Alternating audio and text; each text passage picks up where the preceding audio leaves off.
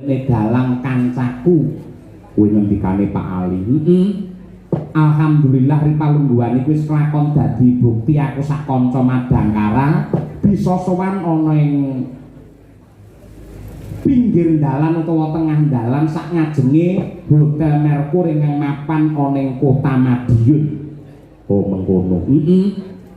Uga ngaturake panuwun marang Sukses Jaya Group sing nyatane diayomi dipandhegani karo pepundhenmu Bapak Harsono Lukito karo Ibu Eli ya Mak. Pancen kaya mengkono bener pangandikane para pinter kae teteken tekun bakale katekan. Kowe aja nyawang saiki Pak Harsono suksese kaya ngene dadi piyai sing mbrewu kaya mengkene kagungan hotel pirang-pirang klebu Aston barang. Pokoke umume hotel ana Laladan Medion iki kagungane Pak Harsono. Iya. Ning sinaunen jerih payahe Pak Harsono mbiyen wong nyatane panjenengane mbiyen iki ora ujug-ujug banjur mulya ki ora. Iya. Diwiwiti saka rekoso buka toko bangunan cilik-cilikan dodolan paku baut lan sak piturute. Akhire bisa duwe apa kuwi jenenge perusahaan ya kuwi semen sing kokoh sing diarani ya kuwi semen dinamik.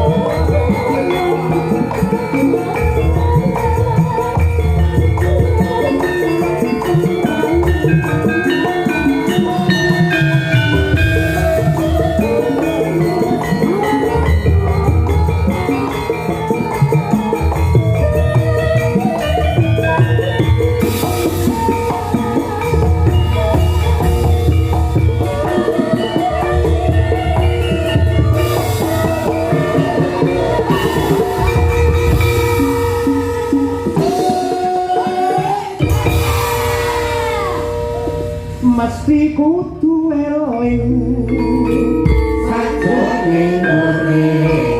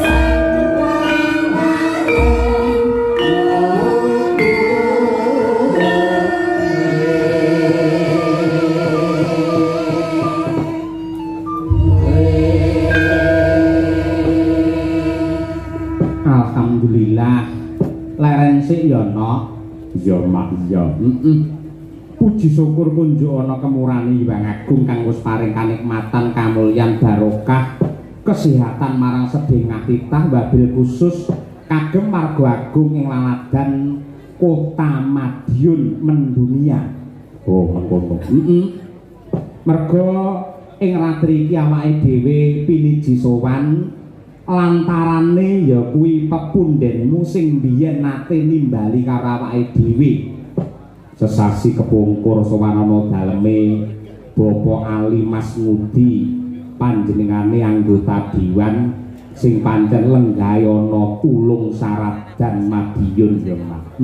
Bener nalika panjenengane wayangan biyen delalah Raka Mas Andi Halim putra saking Bapak Harsono ki kepareng mirsani banjur rena ing penggalih mituhu kang dadi pangandikane Pak Ali, ayo kapan peresmian Hotel Merkur mengko wayangan tak golekne dalang kancaku. Kuwi ngendikane Pak Ali. Alhamdulillah ripalungguhan iki wis kelakon dadi bukti aku sak kanca Madangkara bisa sowan ana ing pinggir dalan utawa tengah dalan sak ngajenge Hotel Merkur ingkang mapan ana ing Kota Madiun. Oh mengkono.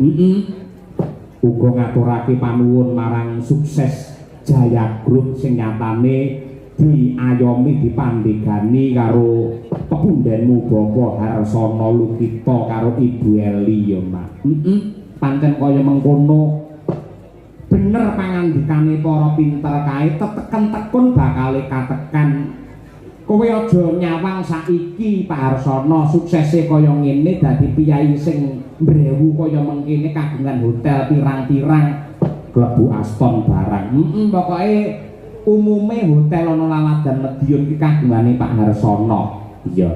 Ning sinaunen jerih payahe Pak Harsono mbiyen mung nyatane panjenengane mbiyen iki ora ujug-ujug banjur mulya ki ora. Iya. diwiwiti saka rekoso buka toko bangunan cilik-cilikan dodolan paku baut lan sak piturute akhirnya bisa duwe apa kuwi jenenge perusahaan ya kuwi semen sing kokoh sing diarani ya kuwi semen dinamik produk semen Indonesia ya serbaguna untuk segala kebutuhan. Mula raneh ramuka lamun to Hotel Merkur ki kokoh santosa megah kaya mengkono mergo semene iki nganggo semen dinamik kagungane Pak Harsono dhewe. Oh ngono. Ya mergo saka kerja kerase lan uga tansah nyuwun marang Purbane Hyang Agung kompak karo Bu Eli sinengkuyung dening putra ingkang cacahe ana 3 dipandhegani karo Mas Andi Halim nyatane bisa dadi piyayi sing sukses kaya mengkene tur dasare bermanfaat. Iya mak iya kaya mengkono kuwi sing becik ya kaya ngono kuwi lho Nduk. Nadyanto panjenengan iki nuwun sewu ora kok ngalembono bisa menjadi orang terkaya di kota Madiun mendunia, namun kehebatan Bapak Harsono tidak pernah melepaskan, tidak pernah lupa dan selalu cinta terhadap budaya seni tradisi wayang. Itu hebatnya Pak Harsono. Ngono ya kaya mengkono mula raneh ramuka barengi tasakuran persenian hotel panjenengane ya kepareng wayangan. Iya. Dasare entuk pangestune Bapak Wali Kota Madiun terpilih Bapak Maidi. Sore mau Pak Maidi wis kepareng telepon karo awake dhewe paring dawuh ora bisa ngrawuhi diwakili karo Ibu.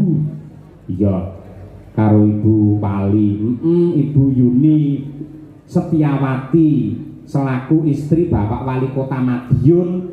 Sing intisarine dawuh Pak Maidi nyuwun pangapunten dumateng keluarga besar Hotel Merkur lan nyuwun pangapunten dumateng sedaya para warga masyarakat Kota Madiun dan beliau mengucapkan terima kasih kepada warga masyarakat Kota Madiun yang telah nunggake tekad nunggal swara nyengkuyung ndadekake Pak Maidi meneh dadi wali kota ning Madiun. Ngono ya. Kaya ngono kuwi. Tur aku mau ya capet-capet ngono mak sruwing krungu mergo le telepon ki nalika aku wis ning panggung kebarung swara sound system ki rapati cetha sing intisarine ora kudu panjenengane syukuran mergo wis dilantik dadi wali kota ning mbosok event apa wae kegiatan apa wae yang berkaitan dengan beliau akan tetap wayangan insyaallah melalui Pak Ali Masmudi sing ditimbali tetep Cahya Kuntadi. Iya. Waline Pak Maidi lantarane Pak Masmudi dalange Cahya Kuntadi. Di kabeh kok, Nduk. Iya ngono kuwi. Apik kaya ngono kuwi. Ugi ngaturaken panuwun dumateng perwakilan saking Mensetnek yang diwakili oleh Bapak Darmawan Sutanto selaku DPRD Jawa Timur. Ya ngaturke panuwun ugi dumateng Bapak Maijen Sidarta Wisnu Graha boten kata lumpen dumateng Ibu Yuni Setiawati, Ibu Maidi, Ibu Delina Panuntun selaku istri wakil wali kota Madiun, Bapak Insinyur Suko Dwi Handiarto selaku Sekda Kota Madiun, ugi Bapak Dr. Andes Haji Armaya selaku Ketua DPRD Kota Madiun, Bapak AKBP Agus Dwi Suryanto selaku Kapolres Kota Madiun, Bapak Letkol Widi Bayu Sudibyo selaku Komandan Kodim 0803 Madiun, ugi dumateng Bapak Didi Sutisna SHMH selaku Kepala Kejaksaan Negeri Kota Madiun, ugi Bapak Dr. Budi Haryanto SHMH selaku Kepala Pengadilan Negeri Madiun, jajaran Forkom Pimkot utawa ndak. Nah iya, seluruh kepala dinas OPD ing Kota Madiun ya Mas. Kaya mengkono sing intisarine ngene kok no. Hotel Merkur di Kota Madiun memadukan desain modern dan budaya lokal yang nyaman, ideal untuk bisnis berlibur dan memiliki berbagai fasilitas kaya ruang pertemuan kontemporer, ballroom yang luas, restoran yang bersih dengan hidangan lokal dan interlokal yang higienis, lezat, serta para tamu bisa menikmati bar, kolam renang, pusat kebugaran, spa, yang semua fasilitas tersebut untuk kepuasan dan kebahagiaan para tamu. Ya, mula aku kelawan kowe selaku seniman ngaturake panuwun ingkang tanpa upama marang Hotel Merkur, marang Bapak Harsono ingkang sampun kersa tresnani lan nglestarekake budaya wayang. Kok ngono sebabe apa? Ngene, Nduk. Mergo pagelaran wayang kuwi nuwun sewu kejaba mbutuhake anggaran sing ora sithik. Pertunjukan wayang kuwi perlu persiapan sing mateng, ya kudu nyawisake papan sing jembar lan properti sarana prasarana sing akeh kaya ngene. Mula jaman saiki wis rada suda piyai hajatan nanggap wayang mergo sing kudu disiapake semono akeh tur anggarane semono gedene. Mula wayang bisa tetep urip kejaba ditresnani karo masyarakat ya kudu antuk katresnan saka pengusaha gede lan uga saka pemerintah. Ya. Nah, bab kebijakan efisiensi anggaran jane kuwi apik, Nduk, jane kuwi becik, nuwun sewu. Ning ya kudu teliti, kudu permati, kudu ngati-ati, aja nganti digebyak uyah, aja nganti kabeh anggaran dipangkas. Iya kok. Kegiatan hiburan dianggap foya-foya yang boros anggarannya itu tidak boleh, namun seharusnya kehadiran seni tradisi jangan dianggap hiburan semata, namun seni tradisi adalah warisan leluhur yang menjadi roh jati diri bangsa yang pemerintah dan semua masyarakat wajib untuk merawat dan melestarikannya. Maka dari itu pemerintah harus mempertimbangkan eksistensi seni tradisi, jangan salah sasaran. Semoga, Nduk, semoga Hotel Merkur Nanggap Wayang ini menjadi salah satu contoh dan pijakan yang baik. Selain melestarikan budaya juga menyuguhkan hiburan yang bermakna dan bisa dinikmati oleh semua kalangan. Maka dari itu mari kita berdoa bersama semoga Hotel Merkur dan Sukses Jaya Group selalu diberi kelancaran, kesuksesan serta senantiasa mendapatkan berkat, rahmat dan hidayah dari Tuhan Yang Maha Esa. Amin, amin ya robbal alamin. Kaya ngono kuwi. Yang banjur digebyauya apa-apa dipangkas hari jadi kabupaten kota nanggap wayang rainto wong syukuran perusahaan rainto iku mesake senimane mergo seniman iki ora kena dipadhakake kaya hiburan liya-liyane sing jenenge seni budaya kuwi jati diri bangsa. Iya. Kula yo hebat banget Hotel Merkur ya, Mas. Sangat luar biasa, matur nuwun dumateng Pak Harsono, Ibu Eli, Mas Nanang. Iya. Kabeh wae keluarga besar Hotel Merkur. Ora mung Hotel Merkur lan keluarga besar Pak Harsono, sumrambahipun para warga masyarakat ingkang tumplek-blek tresnani dumateng budaya wayang.